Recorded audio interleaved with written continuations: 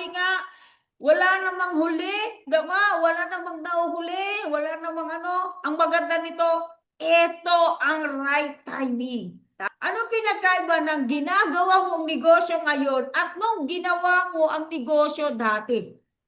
Dati, nung ano noon, pwede ka pang sumali na wala ka pang alam sa business. Pero ngayon, mag-enroll ka muna, matutunan mo muna yung business, saka ka magde-decide kung sasali ka ba or hindi. Ganun po. Pero para sa akin, mas maganda yung ngayon kasi may idea ka na or may matutunan ka na pwede mo na rin i-share sa mga ano mo bago din sila papasok po. Yes, Yes po. exactly. Kasi before, talagang join muna bago ang training, bago ituro sa'yo yung mga programa kung anong meron dito sa Kim program. Tama? Pero ngayon, ituturo na agad ang idea kung paano gawin bago mo siya pasukin. And yet, kung noon na wala ka pang idea, talagang nag-take ka ng risk para aralin and kumita ng nasa 200,000, how much more yung mga bagong papasok ngayon na napakadali na i-share yung business, napakadali na gawin ng negosyo.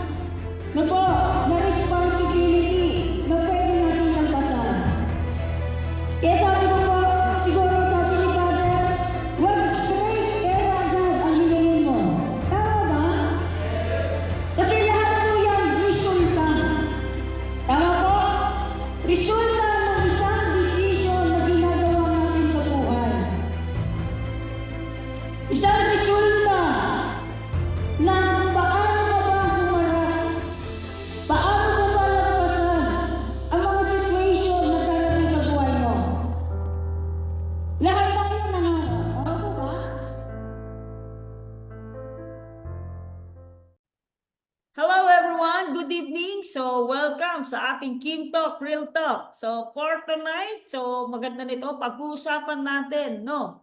May papakilala ko sa inyo, so maganda nito, eto isang OFW na ginagawa yung business as part-time. So hindi ko na papatagalin kasi I'm so very excited na makilala nyo yung taong to. So please welcome our guest for tonight, Coach Roslyn. So, hello, Coach Roslyn. Hello po. Ako po si Rosalyn Velasco, OFW from Dubai. Yes, wow. So, si Coach Roslyn ay OFW from Dubai, right? So, Coach, so bago tayo mag-start sa napaka-exciting at talaga namang nakaka-inspire na kwento, so maganda nito, taga saan muna po si Coach Roslyn? Ako po ay sa taga Isabela po. Isabela. Isabela. So Opo. ano ba yung Isabela? Ito ba ay Ilongga? Ito ba ay ano to? Ano ba to? Mga Ilongga ba? Or what? Ilocano po, sir. Ay, Ilocano. Ilocano! Egtay! Ilocano, di ba? So shout out sa ating mga leaders ng mga Ilocano dyan, no? So anyway, si Coach Roslyn ay isang OFW, pero bago ka coach na papunta sa abroad, so ano yung pinaka-ginagawa mo dito sa Pilipinas? Ang ginagawa ko po bago ako nag-abroad is pa-extra-extra po sa trabaho. Nagsi-sales lady, nagtitinda, at saka naranasan ko din po nagtrabaho sa hotel bilang room girl po. So ibig sabihin, rakitera na, no?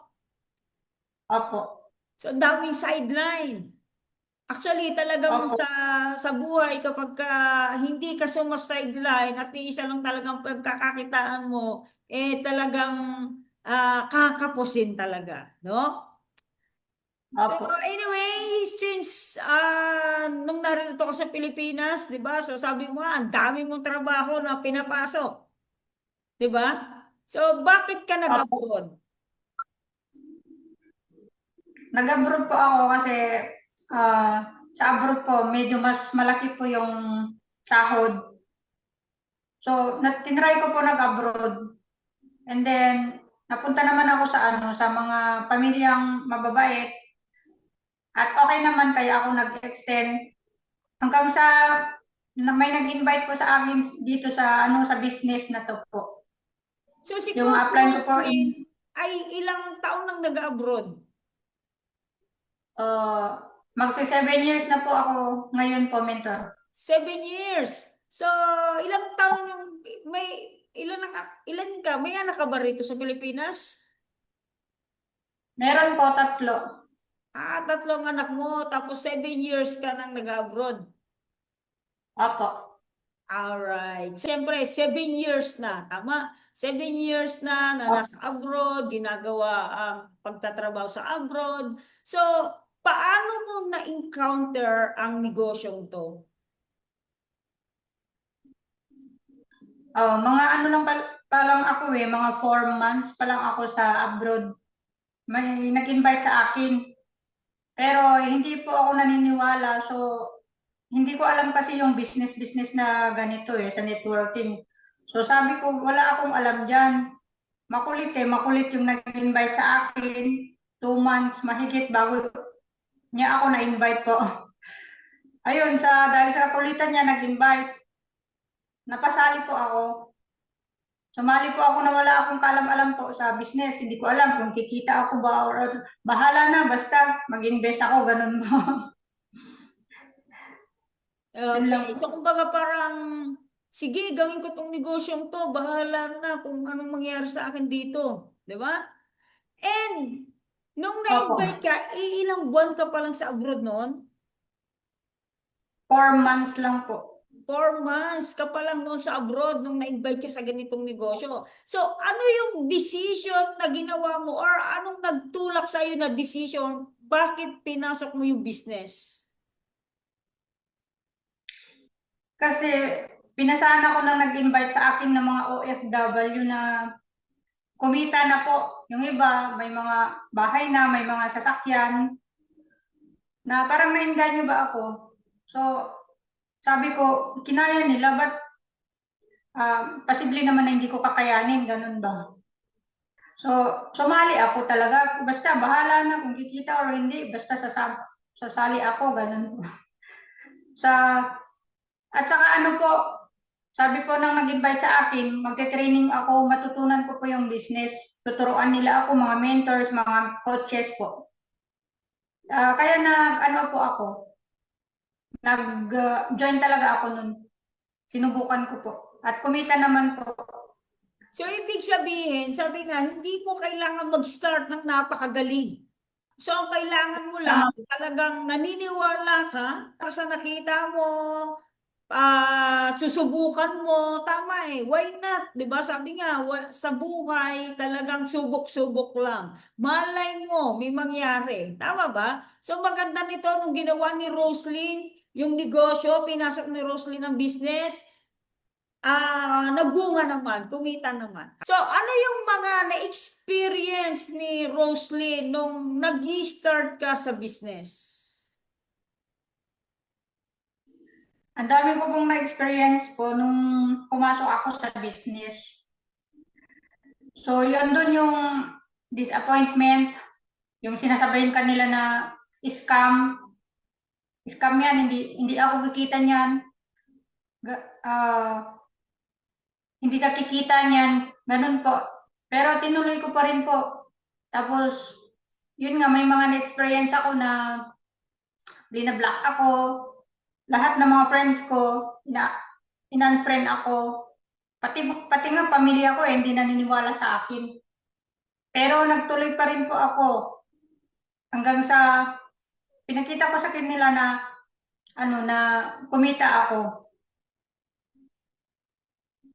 Yun lang. And yes, naalala ko, di ba, nung umuwi ka, nagpa-check ka, tama? Opo, nagpa-check kami ng anak ko. Yes, nung Opo. nakita nila yung cheque mo, and ikaw mismo, nung nakita mo yung cheque mo, ano yung naramdaman mo?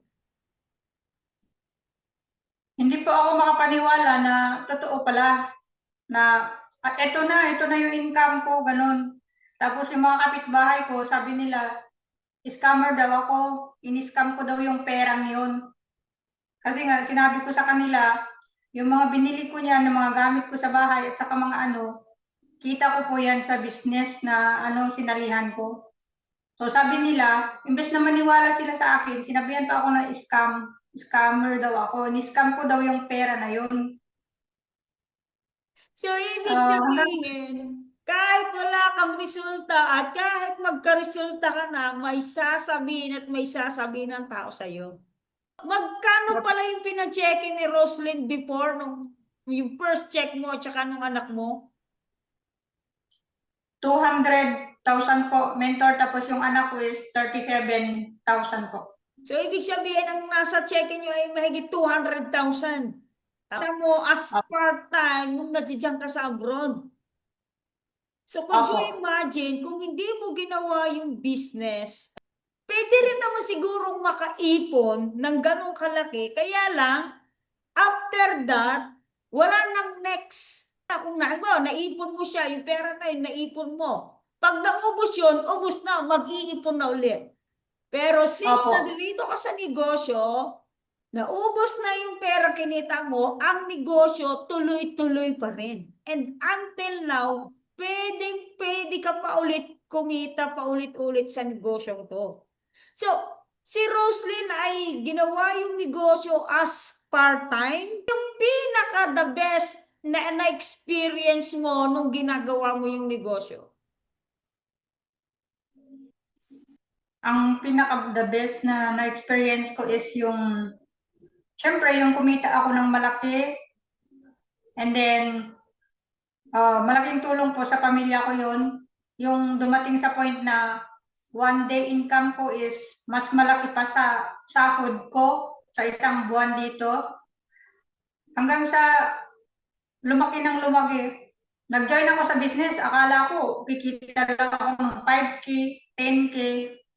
Parang every month may kita po ako na 30, 20. O, di ba?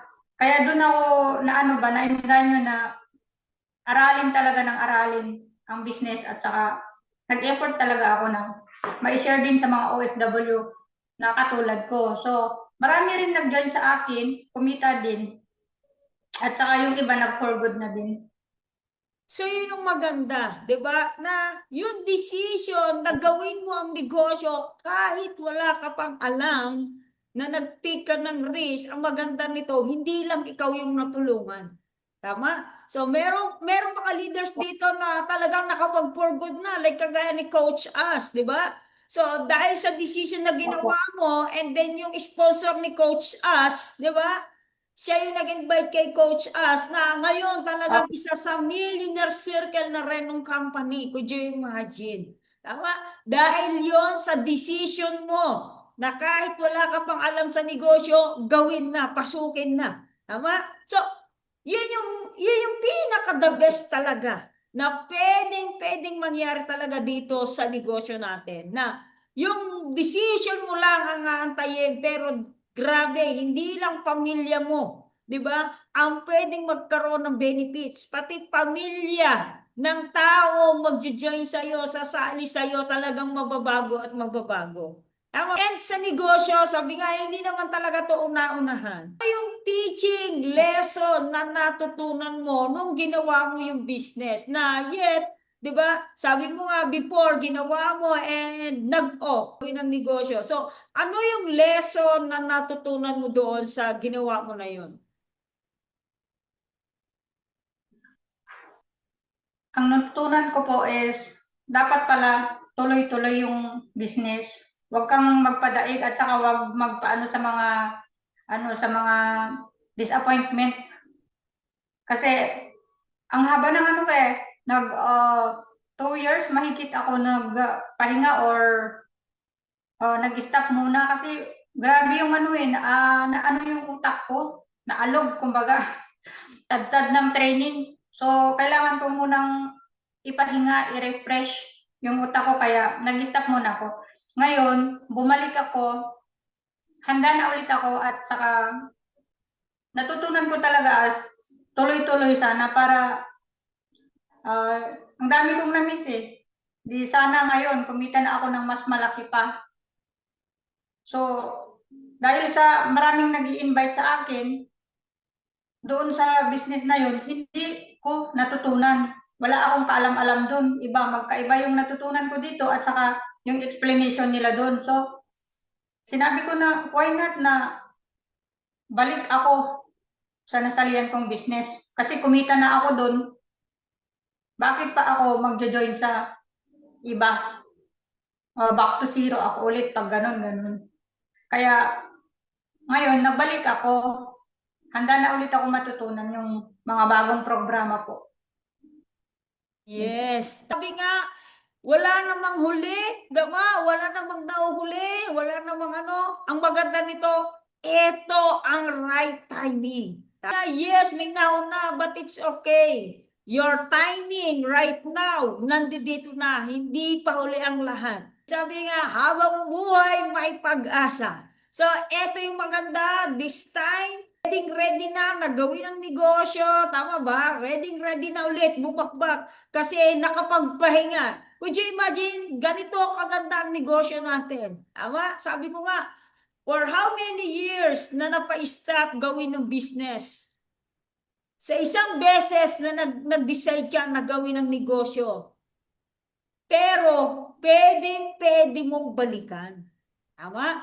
Kung traditional business to, at nagtayo ka ng negosyo, at in-stop mo, at gusto mo ulit gawin, I'm sure maglalabas ka ulit ng napakalaking kapital para ituloy ulit yung business. Tama? Pero here sa atin, talagang kaya mo, itutuloy mo lang ulit. Tama? Gagawin mo lang ulit. Magtutuloy-tuloy na ulit ang negosyo. At hindi mo kailangan maglabas ulit ng sobrang laking kapital, kagaya ng kapital mo nung nag-start ka sa business. Tama ba? Para ituloy. So, ganun kaganda ang negosyo natin. Tama? And yes, sabi nga, isang decision ang ginawa na talaga namang na-discourage, tama, kaya napa-stop. Pero right now, tama, gagawin ulit ng business kasi mas naunawaan. Tama na, bakit hindi ko pa ituloy-tuloy? Nag-decide na rin naman ako na pasukin before. Nagawa ko na rin naman na kumita noon. Bakit hindi kayang ulitin ulit? Tama ba? That's why eto, si Roslyn, talaga naman pinasok na ulit ang business. Tama? So ano yung maa-advise mo sa mga leaders natin ngayon na nanonood na yes, kakabago pa lang nila nakita yung business and ang iba naman talagang kagaya mo na nauntog din siguro, naalog din siguro yung utak, siguro na-discourage din, na negative din, or may mga bagay na napagtuunan sa buhay. So ano yung ma-advise mo sa mga leaders natin? Advice ko lang sa mga leaders natin na kagaya ko nung nag-stop, pwede naman nyo gawin ulit. Kasi lifetime naman itong business na to. Saka malaking tulong po sa atin to. Saka kung magdedegosyo din naman kayo ng iba or ano, ituloy nila na lang yung ganito po. Kasi nasimulan na eh. Nakaya natin noon. Bakit hindi na lang natin tuloy-tuloy? Kasi malaking tulong as a OFW, katulad ko, umuwi ako, walang-wala talaga ako. Umuwi ako, magkano lang yung pera ko? Wala pang 50K na inuwi ko. So, nung nasa Pilipinas na ako, naano ko talaga na mag-withdraw, magpa-cheque sa business na to. At yun nga, naka-withdraw ako, malaking tulong po yun sa pamilya ko at saka sa bahay ko po. Pinagtuloy ko po sa bahay ko. So, sa kagaya kong OFW, sa mga hindi pa nag-join, ito na siguro yung mag-decide na rin kayo na mag-join kasi malaking tulong po talaga to. Hindi lang naman kayo yung gagawa or mag-isa. Kasi sa business na to, hindi natin magagawang mag-isa eh. Kailangan natin yung mga mentors, coaches, o yung mga leaders nating iba. Yun po yung natutunan ko talaga na hindi ko nakaya kung wala sila po. Yun lang. Yes, so kailangan talagang didikit ka, 'di ba? Didikit ka sa team, didikit ka sa mentor, may mag-guide sa iyo para magawa mo ng maayos ang negosyo. Tama ba? So maganda nito, 'yan. So sa mga bago nating mga papasok, talaga namang napakaganda ng programa natin ngayon. 'Di ba? Sabi nga, hindi mo kailangan mag-start ng napakagaling. Ang gagawin mo lang, mag-i-start ka. Kahit hindi ka marunong, pwede kang kumita rito dahil i-guide ka namin, tuturuan ka namin kung paano. 'Di ba? Ang kagaya ni Coach Roslyn ay kumita ng nasa 200 plus as part-time. How much more na siya nag-join noon, wala pang alam. Walang idea, pero nagawa niyang kumita.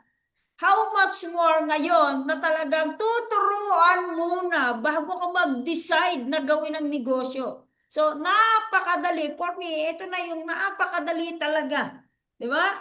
Na pwedeng simulan at gawin ng mga leaders natin, especially kung gagawin mo yung business as part-time. Tama ba? So, yan. Thank you so much, Coach Roslyn, sa inspiration for tonight. Okay? And syempre sa mga leaders natin, 'di ba, na nasaan ka man ngayon, 'di ba? Sabi nga, nasa dulo ka man, 'di ba, ng mapa ng Pilipinas or nasa dulo ka man ng mapa ng buong mundo na nanonood ngayon. Ang bawat desisyon na gagawin natin sa buhay, lahat 'yan may kaakibat na resulta. Lahat 'yan magbubunga ng isang resulta. So, kagaya ni Coach Roslyn, and yes, ako rin mismo, na-experience ko yon. Yung tipong nung ginagawa mo yung business, dahil may rejection, may discouragement, napadala ako doon sa mga ganung rejection. And at the same time, yung emosyon, di ba? Na talaga namang, sabi nga, isa sa natutunan ko sa mentor natin na bawat level na papasukin mo sa buhay, may kaakibat na dapat matapos mo ang level na yun para papasok ka in the another level. So, meaning, every achievement na gusto mo, talagang may pagdadaanan ka. 'Di ba? Na sabi nga, kailangan malampasan mo siya para makuha mo yung another level na gusto mo talaga. Noong time na yon, talagang hindi ko kagad nalampasan yung level na yon. Bakit? Kagaya rin ni Coach Roslyn, 'di ba? Parang dito ba talaga? Talaga bang ito? Wala nang gana sa negosyo. But nung dumating ang time na sobrang na-inspire ako doon sa dating factory worker din, na ang iba doon kasabayin ko, nakapaglabas na ng sasakyan, and ako, empleyado pa rin, and meron ako nakilala na QA staff, talaga namang hassle na hassle, talagang gumagawa ng negosyo, nakapagpalaki ng grupo, and natulungan ko siya mapalaking grupo niya. So doon ulit ako nag-start na mangarap. Nung nakakita ulit ako ng mga taong, ito mga tutuloy-tuloy lang. Diba? Consistent lang nila ginagawa yung business. And yet nagkaroon ng resulta. How much more ako na nag-decision na nasubukan gawin dating negosyo tapos nag-stop pa. That's why yung ginawa ko, yes, I decided again na gawin yung business. And that time, talagang nagtuloy-tuloy na. Like kagaya ni Coach Roslyn, tama, nag-stop and then right now, nag-decide na gawin nila ng business and I'm sure na etong pag-setback mo na to, etong comeback mo na to, talagang mag-create ito ng millions. Di ba? Nakita. At mas marami ka pang matutulungan ng mga kagaya mong OFW, kagaya ng isang leaders mo na talaga naman sabi ko nga, talagang tinuloy-tuloy niya nung nakita niya yung opportunity. 'Di ba? Na yet ngayon, one of the millionaire circle na nung company natin. And ito talagang ang pag-setback mo na to, another decision na ginawa mo sa buhay na ito, talagang eto na. 'Di ba? Wala na atrasan to. Go, go na. Tama ba? So, sa mga leaders natin na yes, kagaya na na-experience ni Coach Roslyn, kagaya na experience ko years ago, nag-decide lang ulit.